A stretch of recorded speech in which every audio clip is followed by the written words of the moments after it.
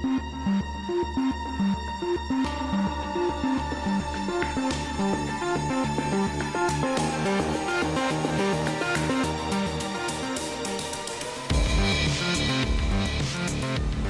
welcome to the Law of the Gosh podcast. In this last few days, Trump has made a lot of measures as far as economics and immigration. A lot of these measures have aimed towards Mexico and the United States relation with Mexico.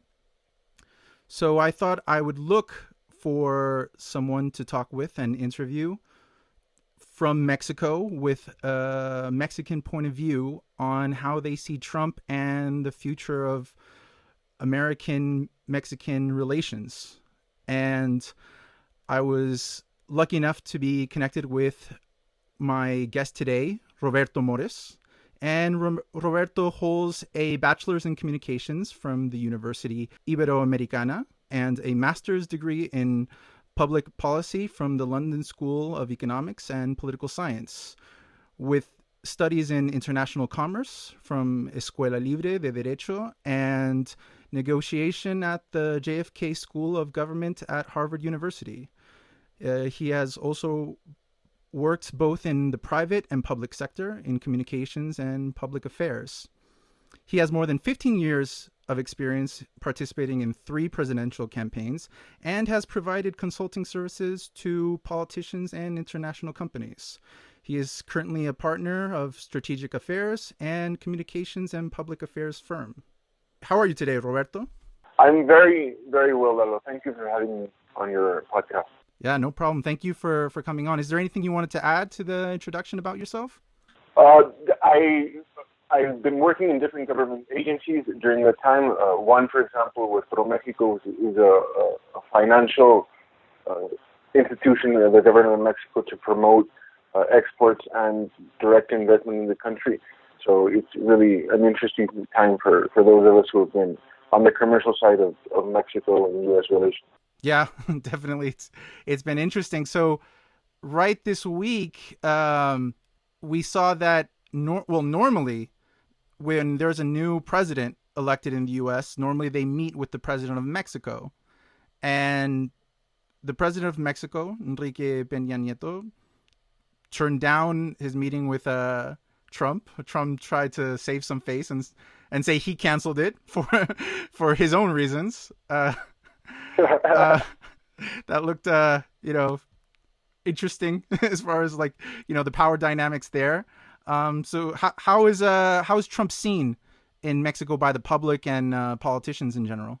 Well, I'm sure you could understand that we don't really have the best perspective of the new American president, but he's seen as someone who's making decisions irrationally, more on an emotional base, more on a catering to his basis, his political base, than actually with a policy mindset. He appears to be very ignorant about the Mexico-U.S. relationship. He just kind of tries to implement his stereotype of Mexicans as people who are going over to the United States and stealing jobs from factories, when it's really a much more complex commercial and immigrant relationship than that with the United States. So I think basically what you're showing the world is a great amount of ignorance in the way he takes policy decisions. So what things do you think he lacks understanding of? What do you think are the main principles that a president should understand between the relationship between the United States and Mexico? I think that there are a lot of areas you can talk about that. Principally, the economic relationship and the trade relationship, which he loves flaunting. That Mexico, there's a huge trade deficit with the United States. He really doesn't understand the intricate process that for the last 20 years since Nafta came into place, that the U.S. and Mexico have been developing more than trade of finished products, which there of course is. There's a big supply chain that has been built with the United States, with Mexico, and of course with Canada. For example, a lot of the things that the United States buys from Mexico aren't really finished products, they're components. Thanks to for example, the automotive industry that builds components in Mexico, so that in Michigan you can manufacture cars. There are approximately 38,000 jobs in Michigan that rely directly on the U.S.-Mexico supply chain. So if you look at it that way, really the United States is selling themselves things so they can be more competitive with their finished products, which they export to other places in the world. And Mexico is the United States' third largest trade partner after Canada and after China. And we go to places where people don't know we're even there. For example, Mexico buys 99% of all corn made in Kansas. And that's about 60,000 jobs in a state like Kansas, which most people think the commerce is really just among border states. But it's really a lot more far-reaching than most people can imagine, and clearly that Mr. Trump wants to acknowledge. And so how do you think, if he actually executes the 20% border tax with Mexico, considering that, how would it affect Mexico, since it's most of the exports from Mexico go to the United States, the overwhelming majority? An overwhelming, I think we're about 70% of our exports go to the United States. Right. I checked before. It's 81%. Depending on how updated the statistics I saw was, and then below that it would be Canada, which is 2.8%. Right. Exactly. And then it's China 1.3%, Brazil 1%. So it's the main exporter to the United States. It's their main person who buys from them. But that doesn't just put Mexico under the United States' thumb. That means a lot of the products that go to the United States come from Mexico, and they depend on them as well. So it's not just a one-way relationship. No, I think it would be a lose-lose negotiation.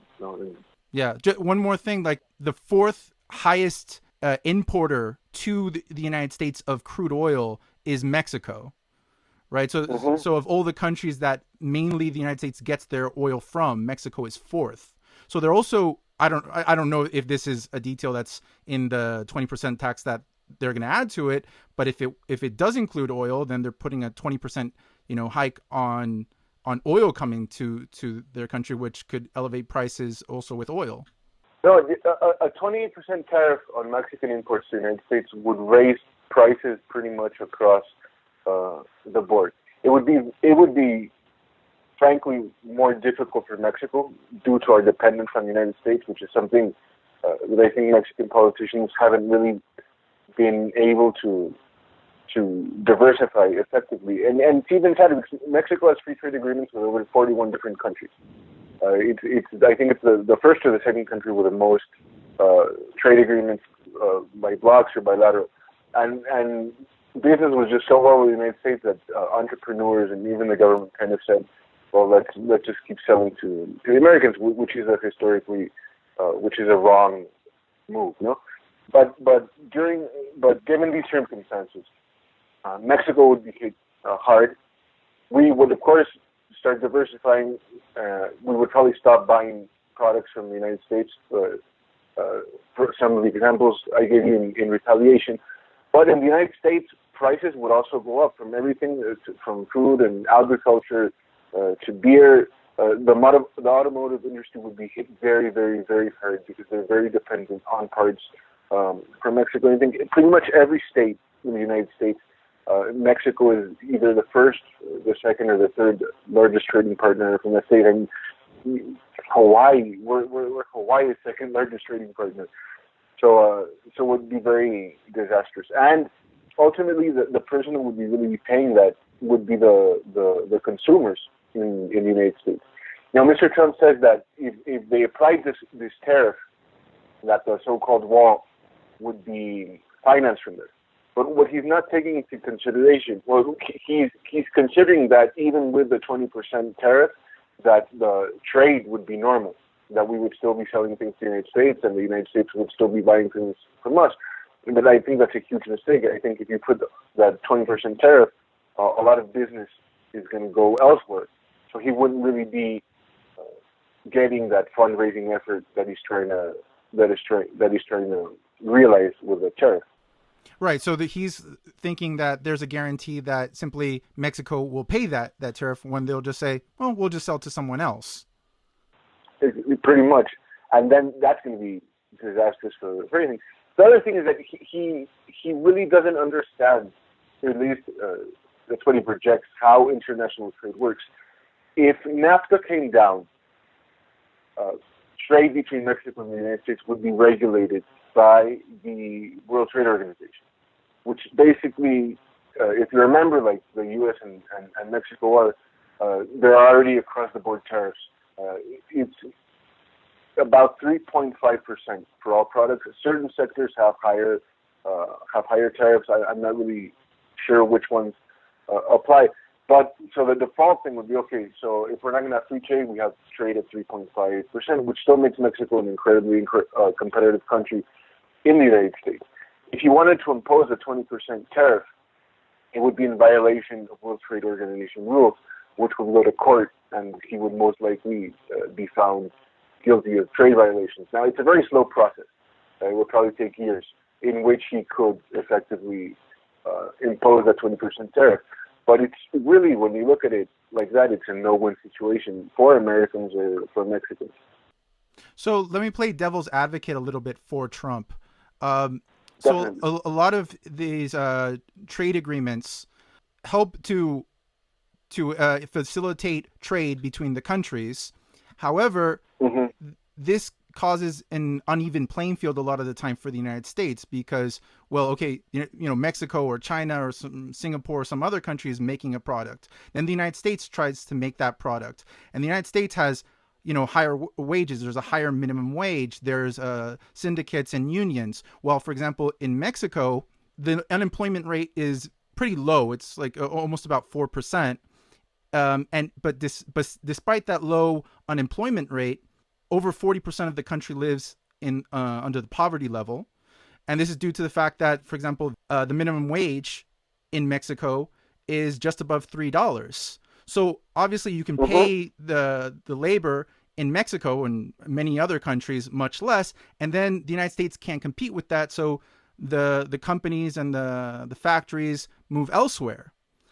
And the trade adds to that. So isn't it this kind of isolation attitude of trying to bring jobs back to the United States because of and trying to eliminate a lot of these trade agreements, despite the fact that it's going to elevate a lot of the cost of products? Will it not bring the jobs back to the United States and more money in people's pocket? You see, that's where I think Mr. Trump has really wrong information. The manufacturing jobs, which are the ones he's advocating for the most in the United States, that American workers are losing, are not due to offshoring and to nearshoring of factories. They're due mostly to technology. I wish I could quote the source. It's something I read recently. About 80% of manufacturing jobs that are being lost in the United States are lost to the mechanization of processes, which is basically robots.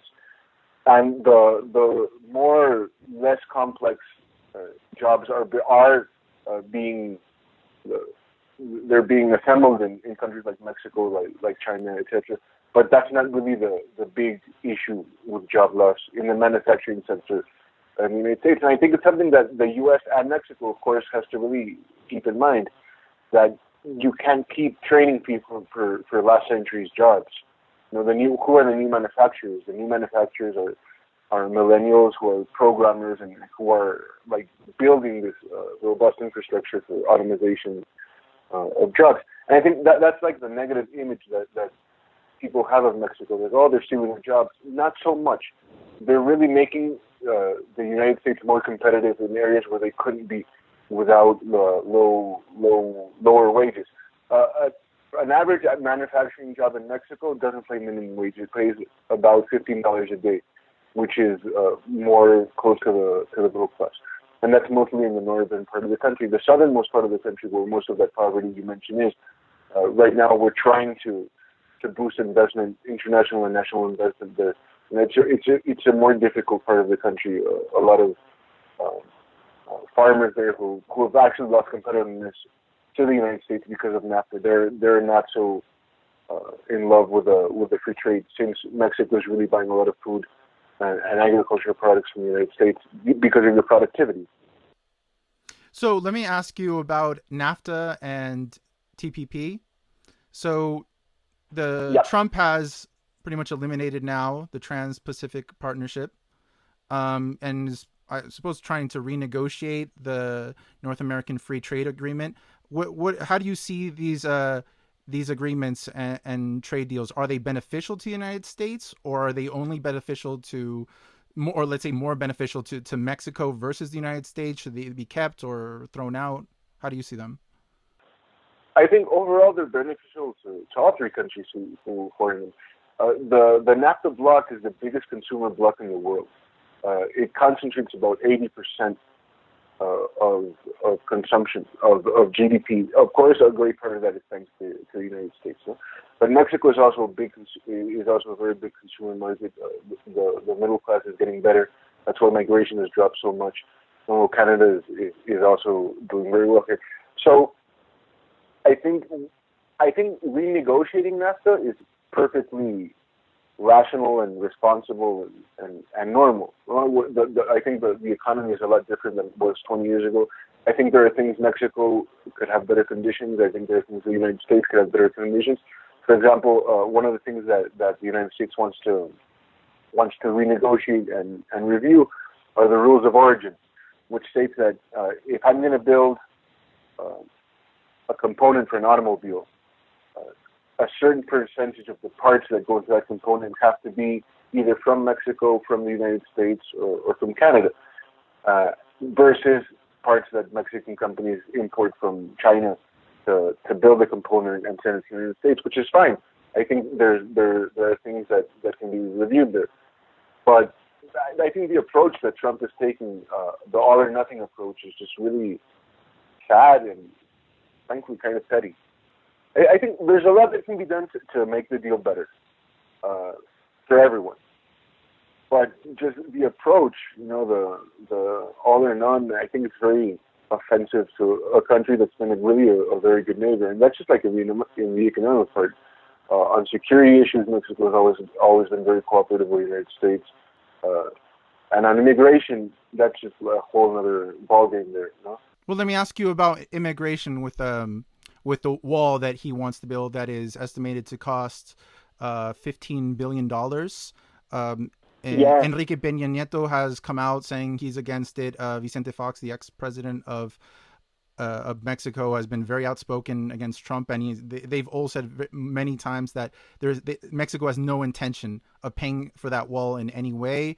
I hear a lot of people saying that, well, there are ways to force Mexico to pay for it. What is your opinion on that? I think the United States has the right to build whatever it wants on its territory. From a policy perspective, I think the wall is going to be the biggest waste of money that the United States has ever made. It's, like you said, the cost between $15 and $25 billion, and approximately $7 billion a year to maintain, which is just beyond anything that I've ever heard before. And there are just so many facts. The Homeland Security, the new Secretary of Homeland Security, I can't recall his name, but he's a general. He basically said that the wall isn't going to work. That what you need is a layered system for border control. Most illegal, undocumented immigrants that go in the United States, they arrive there on a plane. They overstay their visas. Very few now really cross the border the way that Hollywood makes us think we do, in tunnels and things like that, right? So that just per se is just wrong. Well, let me also play devil's advocate there, is that even if the majority of people, of illegal immigrants, are there in the United States because they overstayed a visa, but there's still a percentage of people who are crossing at the border. So if you control that, you're still factoring down a significant portion of the illegal immigrants coming to the United States. And also the ones that come by crossing the border stay in parts of the U.S., bordering cities, And so those cities are the most affected by the illegal immigration. So wouldn't that be good enough reason to try to control more of the border? I think that's a good enough reason to try to control more of the border. Uh, but a wall would just be overreaching. I mean, if you want to invest $25 billion to $7 billion a year to curtail the smaller end of the immigration route, it's just a bad investment if you look at it that way, right?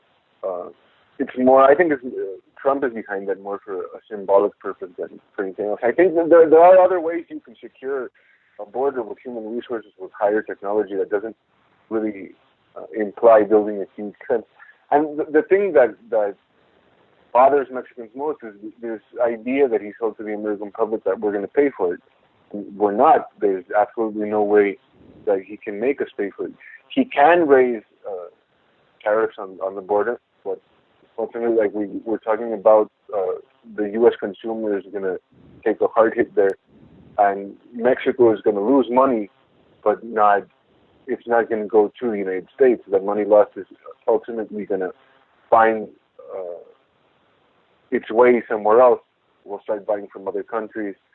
Other countries will start selling to the United States. I'm sure that China could pick up on that, on the imports the things that the U.S. is importing from Mexico. So it's not really a plausible idea for the United States to pay for that wall. If he builds it, it will be effective to a certain point, but not really worth the $25 billion he wants to spend it.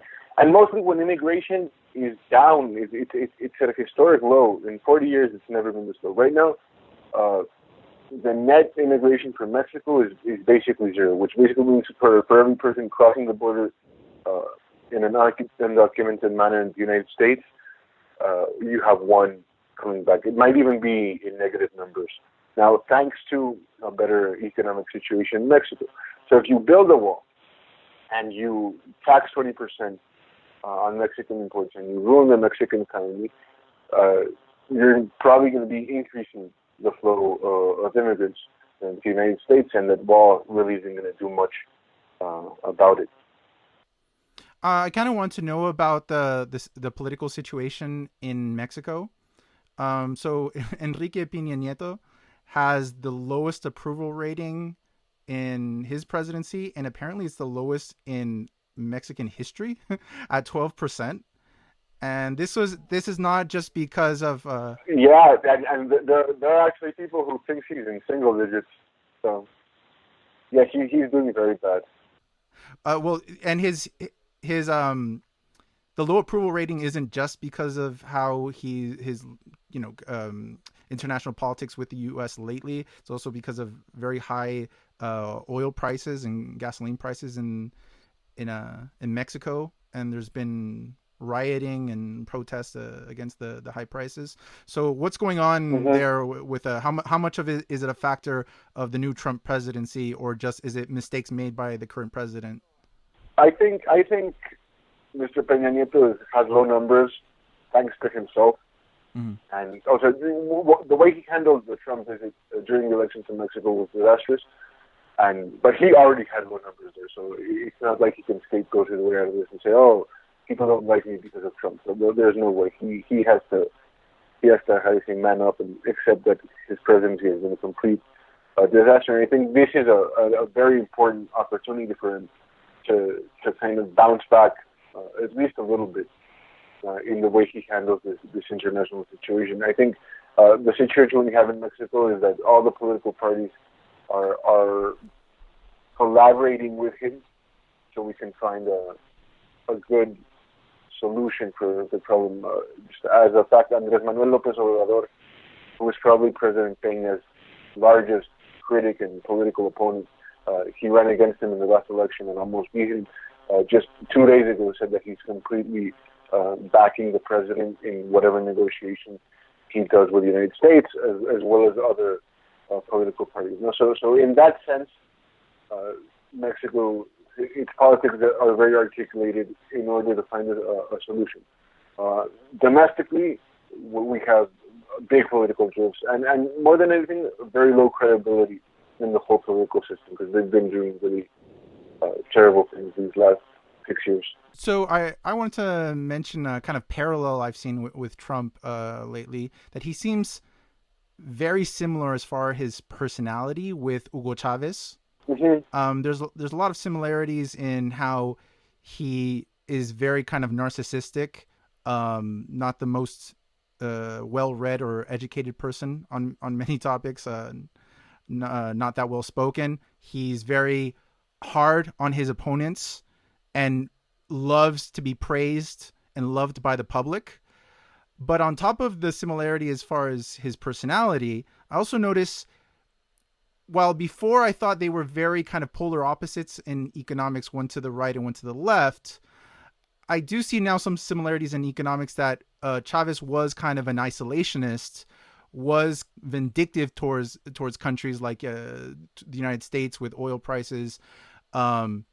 Although there are things that are very different, obviously, that they're not similar at all. You know, Chavez would just blanketly take over certain institutions or companies, organizations, and just make them governmental and under his power. I doubt Trump would do that kind of thing, but I do see that the United States is moving towards a kind of more economic isolationism that would lead, similar to Venezuela, to inflated prices. I want to know, do you think that's going to probably be the outcome for the United States in years to come? I think the greatest the greatest thing you can do to help these people is when you say, I doubt he'll do that. Because I think all of Venezuela, when Chavez started taking these measures, like, oh, I can't believe he's doing that. So I think from the get-go, you have to understand that there are patterns of populist governments which Mr. Trump is following. The first one is always to isolate a common enemy, right? So in this case, it would be immigrants, and it would be Mexican immigrants and Muslims, basically. You know? So he's already isolated that common enemy, like Mr. Chavez did when the common enemy was the United States, or when Mr. Hitler named the Jews. No? So you have policies towards those people. Then you have the interior enemy, which is of the majority class, the people who oppose those policies. Those policies become like the second enemy, which you're already seeing with Mr. Trump bashing, for example, the media or any people who oppose what they're saying, like, for example, Senator McCain, Senator Graham, who are openly critics to Mr. Trump and his party. So they're being blacklisted. The next step is institutions. First you hit the people, and then you try to model the institutions going towards your government. Lately, with a Muslim ban, a federal judge in the United States declared it illegal. I'm very sure that he is going to start using his rhetoric, his America First rhetoric, bashing institutions who don't put America first, right? So that's something that you could probably expect, and so on. And I think the United States has very strong institutions, but you also see how people who should be resisting Trump policies because they are not ideologically on tune with them, just kind of being quiet. You have Paul Ryan, you have the Senate Majority Leader, Mitch McConnell, you have Mike Pence, you have people like Marco Rubio, like Mr. Ted Cruz, like Senator Ted Cruz, who were extremely vocal during the campaign that what Trump was proposing was torture, was racism, was un-American, or was unlawful. And suddenly they're just very quiet and going along with his policies, which is a lot of how Mr. Chavez got into power in Venezuela, because the people from his party who should have been against what he was doing just kind of kept their mouth shut and let him work. Republicans have traditionally been in favor of free trade. We always say in Mexico that Mexico has always done better with Republican presidents than with Democratic presidents. Ronald Reagan was a great friend of Mexico. George W. Bush was a great friend of Mexico. And then Obama and the Clintons, they were they weren't bad for Mexico, but they really never looked to us too much. We always say that the United States has a neck problem because it can look left and right, east and west, but really never looks up or down. Well, but Clinton, for example, signed NAFTA, which created a lot of jobs in the United States, although it was created by NAFTA. President Clinton signed NAFTA, but the whole idea came from the Reagan administration. Was negotiated under the Reagan administration, the Bush administration. I thought it was negotiated and created under H.W. Bush. Yes, it started with Reagan. Then the climax was with Bush, and then it got signed into effect with Clinton. No, he cooperated, but it was never a very important part of his agenda. President Clinton helped bail us out after a very extreme economic crisis, the tequila crisis of the 90s. But don't you think that there are more significant checks and balances in the United States as far as controlling? The president doesn't have as much power as you'll find in Latin American countries, and I don't think necessarily the Republican Congress and House of Representatives are too keen. They might be quiet right now, but it doesn't mean they're too keen on working with Trump and just laying down and doing whatever he says. And even I though some people have been quiet, I've already seen like John McCain, who's kind of a heavy hitter, at least in as far as the senators, being outspoken against Trump as far as, for example, dropping the embargoes against Russia. And he said he'll stand against Trump if he tries to lift those embargoes.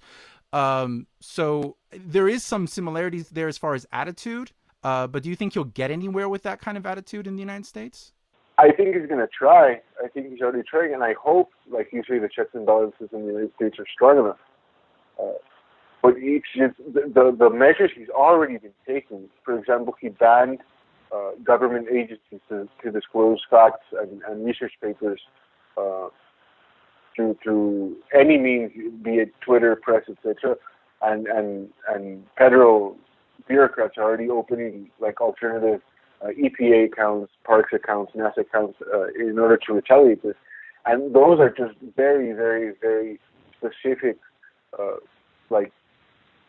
demagogue actions that take place. It's kind of like a by the book thing. Chavez did the same thing, and other people in Latin America have done the same thing in Argentina and such like. So they're trying to control information, and it's really a matter of time whether he's going to be able to do it or not. I'm happy to see that just really ordinary people are resistant, because if he's given the opportunity with the whole alternative facts thing, that's when it gets really ugly, when they start censoring people.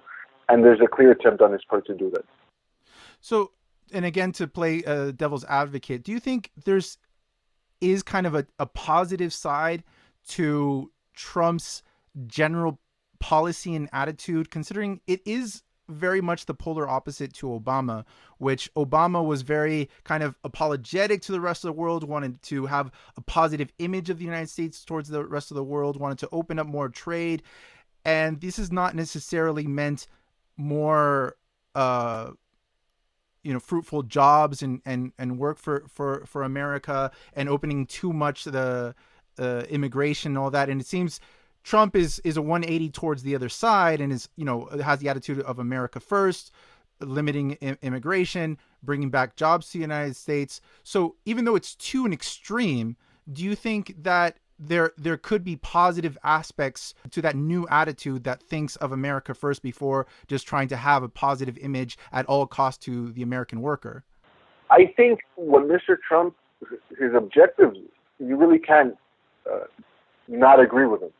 In order of bringing back jobs and such. I think the way he's going about them isn't the best idea.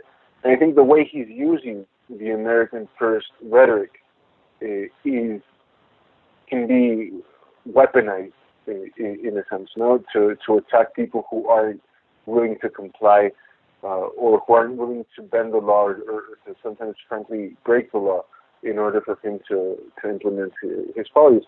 On a positive note, I think it's going to be a very important test for American democracy to resist 4 years of this way. And for Mexico, the positive note is that he's making us really get our act together and kind of start diversifying our economy and making the interior economy a lot stronger. And I really hope it's the jolt we need to really get moving on those issues. So I'm kind of interested of hearing more about like the Mexican perspective on these things. Let's say Trump gets what he wants in general. Let's say he drops really hard, limitations on immigration. He builds a wall. He, hikes up taxes. He limits more trade between the United States and Mexico. Let's say all these things start happening over the course of the next 1 to 2 years. How do you see the political situation and the social situation in Mexico happening? Are they going to lean towards more nationalism, look for new openings and new trades with other countries? And also limiting immigration, does that cause a different social dynamic in Mexico? Yes, no. If Trump implements everything he wants to do, including the tariff, etc., Mexico is going to be very politically, I don't want to say unstable, but active. Right now, I honestly don't know if we're going to lean left or lean right. Right now, the top two contenders for the 2018 election are, on one hand, Andrés Manuel López Obrador, which is a left-leaning, also very nationalist, protectionist candidate, and the right-leaning Margarita Zavala, which is President Calderon's wife, ex-President Calderon's wife, and a couple of other players on the right. And it's basically a 50-50 split between the left and the right. So that's going to be very interesting to see how it goes. Economically, I think Mexico its only choice is to really diversify. China's been very active in wanting to take a leadership role in the TPP, so that's always going to be an option. And then European countries have also said that they would be very willing to trade with Mexico. And then there's also the whole Latin America market that's very decimated that could be brought into auction. I think Bolivia has already offered to replace the corn that we could be buying from the United States and start buying food from Latin America. So it's going to be interesting. But I really hope it doesn't have to get to that, because it wouldn't be the best option for Mexico or the United States.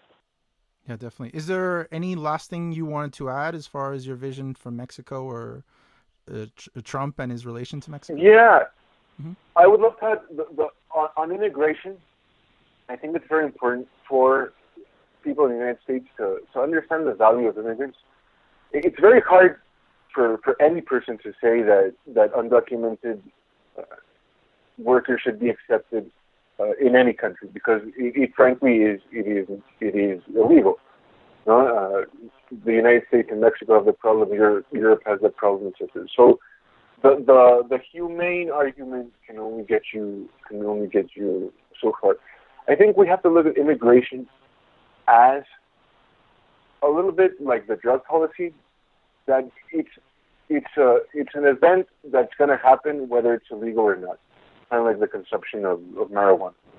So you can either look at it objectively and legislate according to the supply and demand economy that's there, or you can kind of push it out the way the United States made drugs illegal for so many years, and just realize that it's eventually not going to work, and it's better to just have a legal framework that can turn into a positive thing. That it kind of already is. The Hispanic economy of the United States is worth over $1 trillion, and each immigrant that goes over there is a new consumer.